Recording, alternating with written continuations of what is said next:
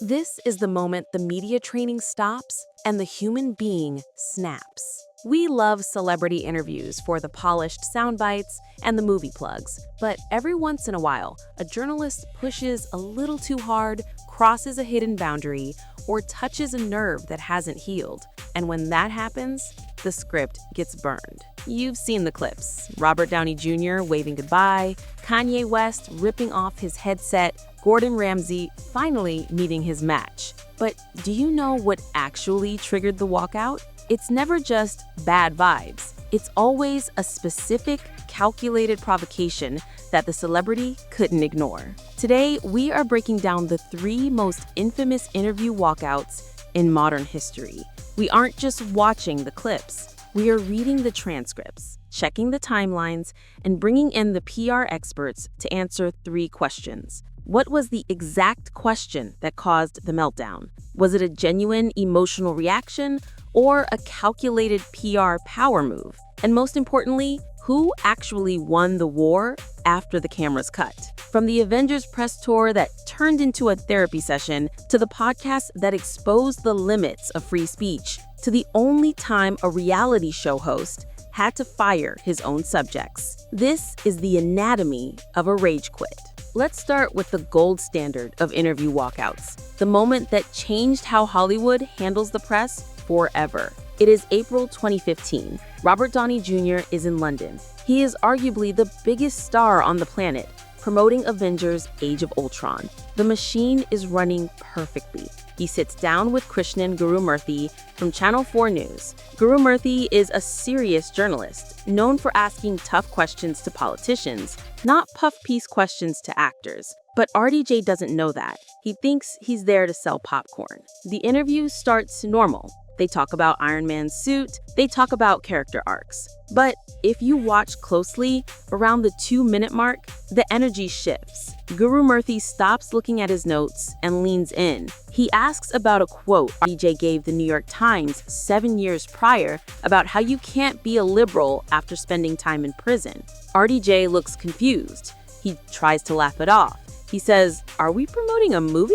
That is your first warning shot. In PR terms, that is the talent giving the interviewer a polite exit ramp. He is saying, "Get back to the script or this ends." Guru-Murthy doesn't take the exit. He doubles down. He pushes past the politics and goes straight for the personal trauma. He brings up RDJ's dark periods, his history of drug abuse, and his relationship with his father. Watch RDJ's face at this exact second. The smile doesn't just fade, it freezes. His breathing changes. He looks off camera to his publicist. He's doing a mental calculation. If I answer this, I am validating that my trauma is content for a superhero movie press junket. If I leave, I look like a diva. He chooses option C. He destroys the frame. He stands up, still smiling, and delivers the line that killed the interview instantly. It's just getting a little Diane Sawyer in here. He unclips his mic. He doesn't yell. He doesn't throw a cheer. He just waves and walks. Guru-Murthy is left sitting there, stammering. I just wanted to ask, but RDJ is already at the door, dropping one final comment. "You're a bottom-feeding muckraker." So why does this matter? Because it wasn't a tantrum, it was a boundary. According to PR strategists who analyzed the footage, RDJ's walkout was a masterclass in status correction. By walking out, he reminded the press that he is the asset. Without him, there is no interview. Later on the Howard Stern show, RDJ explained his logic. He said, "I'm a 50-year-old guy. I'm completely unevolved when it comes to simple boundaries. You know what? You're weirding me out." The payout? RDJ suffered 0 consequences. In fact, his approval rating went up. The public sided with him. They saw a journalist trying to exploit a recovered addict's past to get a viral clip for a news channel. Guru-Murthy, on the other hand, got a reputation. It turns out he had tried the same tactic on Quentin Tarantino years before, and Tarantino had verbally destroyed him. RDJ just chose to leave the room. The lesson here is simple. When you are Iron Man, you don't have to answer to anyone but the box office. But sometimes, the walkout isn't about boundaries. Sometimes it's about a collision of worldviews that simply cannot exist in the same room. Fast forward to November 2022. Kanye West, now known as Ye, is in the middle of the most chaotic media run of his career. He has lost his Adidas deal, he's been banned from Twitter, he is wearing boots that look like rain galoshes, and a jacket that looks like a security vest. He agrees to go on the Timcast IRL podcast with Tim Pool. Tim Pool is a massive YouTuber who prides himself on long-form conversation. He thinks he can sit down, talk through the controversies, and maybe find some common ground. He thinks he can steel man Ye's arguments, meaning take the best version of them and debate the details. That was a mistake. The interview starts with high tension. Ye is surrounded by his entourage, including far-right figure Milo Yiannopoulos. They are talking about the media backlash. Ye starts listing the forces he believes are conspiring against him. He talks about the banks, the contracts, the powers that be. Then comes the trigger. Around the 20-minute mark, Ye says he feels like he's being financed and ledgered to death. He says, "I thought I was more free than this." Tim Pool tries to relate. He says, "I think they've been unfair to you." Ye stops. He looks at Tim and asks the trap question, who is they? Tim Pool knows exactly what Ye wants him to say.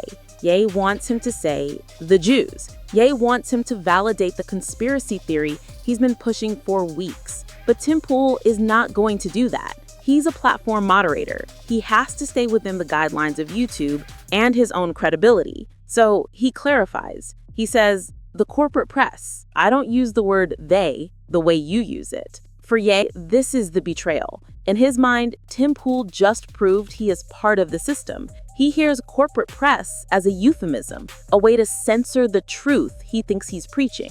Ye stands up immediately. He says, I'm not going to do this. I'm not going to be committed. Tim Pool is stunned. He tries to salvage it. He says, I'm not trying to commit you, but it's too late. Ye is already walking off the set, his entourage trailing behind him like a flock of geese. The audio keeps rolling for a few seconds, catching the sounds of the heavy studio door slamming shut. This walkout is different from RDJ's. RDJ walked out because the interviewer got too personal. Ye walked out because the interviewer refused to adopt his reality. The payout here is darker. The walkout didn't make Ye look strong. It made him look unable to handle even the mildest pushback. Tim Pool, usually the one criticized for his guests, actually came out looking like the reasonable adult in the room. He simply refused to say a slur, and that was enough to make the guests leave. It proved that at that stage in his life, Ye wasn't looking for a conversation. He was looking for submission, and when he didn't get it, he left. Now, let's talk about the rarest walkout of them all. The one where the host, the person paid to stay in the room, is the one who quits. We know Gordon Ramsay as the guy who yells. He's the guy who makes other people walk out. Chefs cry in the walk-in fridge. Owners storm out of their own dining rooms. Gordon stays. He fixes the mess. That is the format of Kitchen Nightmares. He is the anchor. Until he met Amy and Sammy. May 2013, Scottsdale, Arizona. Amy's Baking Company. This episode is legendary, not just because the owners were delusional, but because they broke Gordon Ramsay. From the minute Gordon arrives, the vibe is wrong. Usually, owners are desperate for help. Amy and Sammy are desperate for validation. They don't want to fix. They want Gordon to tell the haters on Yelp that the food is good. The interview segments in this episode are painful. Every time Gordon asks a simple question, like, why is the dough frozen? Or who takes the tips? He gets a wall of deflection. Sammy screams, Amy cries and calls her customers vipers. But then the specific moment that leads to the walkout isn't about the food, it's about the ethics. Midway through the episode, Gordon discovers that Sammy takes the server's tips. He confronts him. Sammy denies it, then admits it, then screams that the servers are making hourly wage. Gordon is disgusted. He realizes he's not dealing with a failing business. He's dealing with a toxic, possibly illegal operation. Then comes the dinner service. It is a disaster. People are waiting 2 hours for pizza. Sammy is physically fighting customers. Amy is in the kitchen screaming meow at people. Gordon tries one last sit-down interview on the patio. He sits them down and tries to use logic. He says, you can't treat people this way. Amy looks him in the eye and says she is the victim. She refuses to listen to a single word. And then we see it. The realization hits Gordon's face. He looks at the camera crew. He looks at the producers. He realizes there is no arc here. There is no redemption. He stands up. He says, "I can't help you." He walks out of the restaurant, gets in his car, and leaves. The production crew packs up. The voiceover has to explain that for the first time in the history of Kitchen Nightmares, the mission was aborted. Why does this matter? Because it broke the fourth wall of reality TV. We are used to seeing a struggle, followed by a breakthrough, followed by a success. Amy's baking company proved that some people are beyond the egget. The payout for Gordon was massive. The episode became the most viral hour of food television ever produced. It showed that he had standards. He wasn't just there to make a TV show. He was a real chef who refused to put his name on a sinking ship.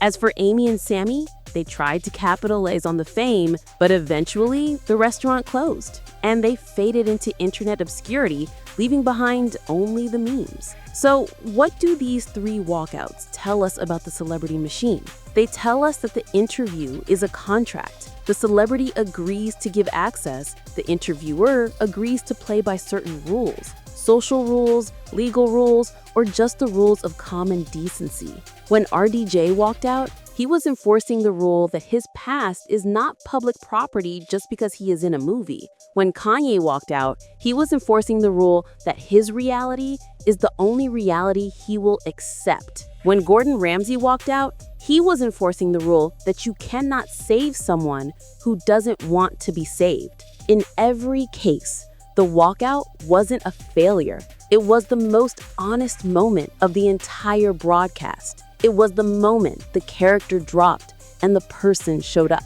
And usually, the person who walks away is the one who holds the power. If you enjoyed this breakdown of media meltdowns, you need to understand the other side of the coin. The times when celebrities stayed in the room and orchestrated the drama themselves. Check out the Fresh Celebrity Tea playlist right here.